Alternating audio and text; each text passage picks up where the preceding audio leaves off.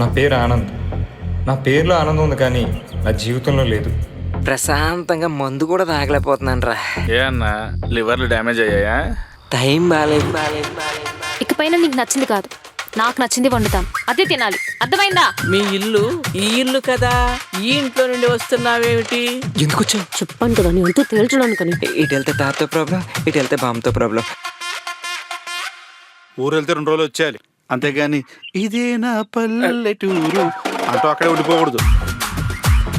ఈ టైంలో ఎక్కడికి వెళ్తున్నారు? వాష్రూమ్కి. నువ్వు వస్తావా? తప్పు కదా, చాలా పెద్ద తప్పు కదా. దరిద్రుడాడు. మా ఊర్లో కూడా ఒక అబ్బాయి ఇలానే చేస్తే ఆ 2 అమ్మాయిలు అబ్బాయికి అన్నంలో విషం పెట్టి చంపేశారు. ఎవరు? నల్లెవరు?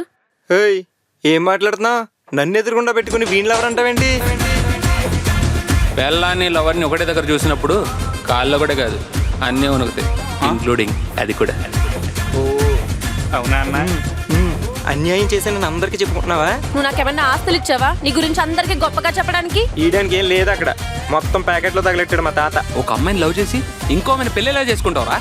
అదంతా పెద్ద కథరా. అదో పెద్ద కథ సార్. తాతగారు ముందు నా కథ వినండి. పర్లేదు చెప్పు, మేము వింటాం. కేపీహెచ్పీలో ఉన్నాడు, కేపీహెచ్పీలో ఉంటున్నానని చెప్పుకోవడానికి ఎంత ఇబ్బంది పడతాడు, నా కథ చెప్పుకోవడానికి నేను అంత ఇబ్బంది పడతాను సార్. పెళ్లి చేసుకున్నావు అంట కదా, నా పెళ్లి లైఫ్ ఎలా ఉంది? నా సంసారం సాగర సంగమంలో కమలాసన్ రూతు మీద డాన్స్ చేసినట్టు అయిపోయింది.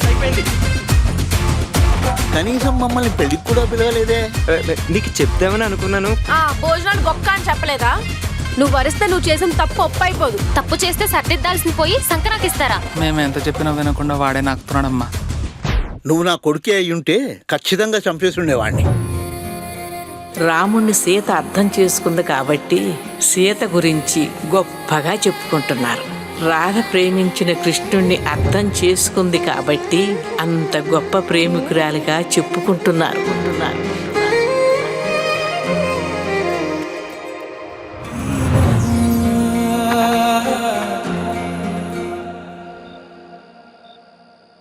నేనేదో మీ ఇంట్లో స్టీల్ గ్లాస్ దొబ్బేసి అమ్ముకున్నట్టు చూపేంటి?